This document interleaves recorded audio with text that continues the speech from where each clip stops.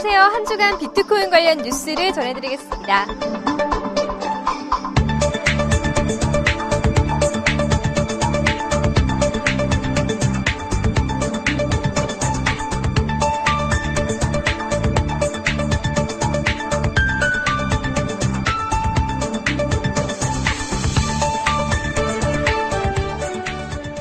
중국 은행들의 계좌 중단 조치로 비트코인이 타격을 받으면서 지난 한 주 동안 비트코인 생태계가 다소 경직된 시간을 보냈습니다.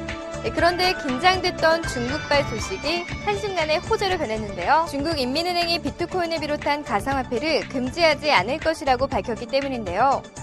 중국 인민은행장은 비트코인이 중앙은행으로부터 시작하지 않았다고 해서 금지하는 것은 옳지 않다고 전했습니다.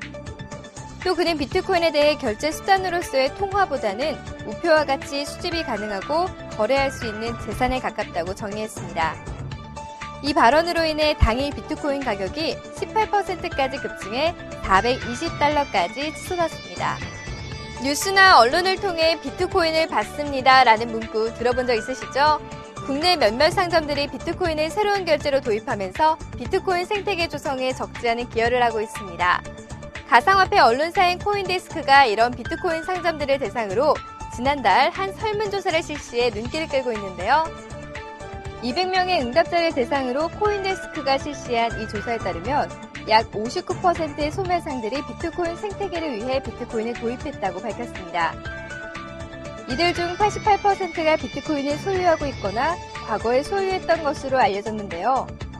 또 설문조사 응답자들은 100%에 가까운 압도적인 비율로 가상화폐에 대해 긍정적인 경험을 갖고 있다고 밝혔습니다.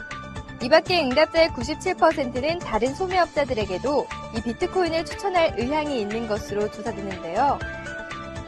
반면 3%의 응답자들은 가격 변동성에 따른 위험 부담과 대중들의 낮은 관심을 이유로 추천하지 않겠다고 응답했습니다.